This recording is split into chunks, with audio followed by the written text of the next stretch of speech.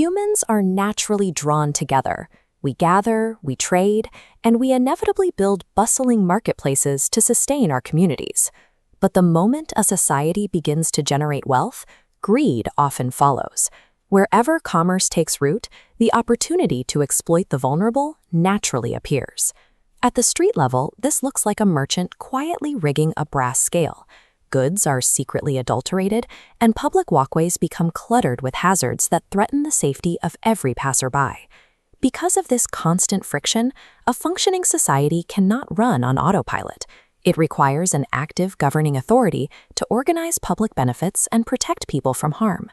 Modern society manages this through the sprawling, disconnected web of agencies seen here: the FDA for food, consumer protection for trade, and traffic police for the roads.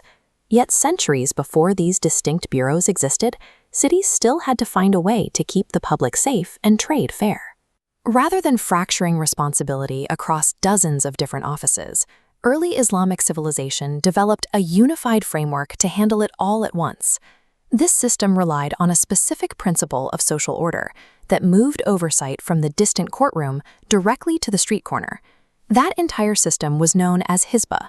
It functioned as the comprehensive regulatory equivalent to today's municipalities and inspectorates combined.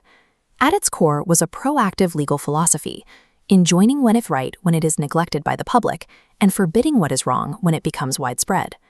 The pioneer of this field's regulatory system was Caliph Umar bin al-Khattab. Umar realized waiting for a victim to file a lawsuit meant the damage was already done. He turned justice into a proactive street-level force. Caliph Umar was known for his hands-on approach. He would personally patrol the streets, auditing merchant scales and inspecting goods to ensure quality. He kept a close watch on the markets to prevent fraud, ensuring that no merchant could profit by deceiving their neighbors. His oversight even protected those without a voice. He famously intervened to prevent the overloading and abuse of pack animals in the city. To ensure standards were met everywhere, Umar institutionalized the practice by appointing dedicated market inspectors. This turned the marketplace into a venue for public justice, where abstract moral duties became enforceable consumer protection laws. The official tasked with enforcing these laws was the Muhtasib, the inspector. Unlike a typical bureaucrat, a Muhtasib was required to act with pure intentions, seeking the public good rather than personal gain or ego. They had to possess total integrity. If an inspector's own actions didn't match their words, they would lose the credibility needed to lead. Society functions like the precision-tuned gear seen here. If an inspector enters the market without mastering both trade law and ethics, they act like a mismatched gear, jamming and cracking the very system they intended to fix. Because wielding authority over a society is inherently dangerous, the Muhtasib had to be anchored by an unbreakable ethical code to prevent it from turning into tyranny. That code required gentleness. Advice had to be given with tact, as harshness often creates a defensive backlash that makes reform impossible. Since those who police behavior often face hostility, patience became their most vital weapon.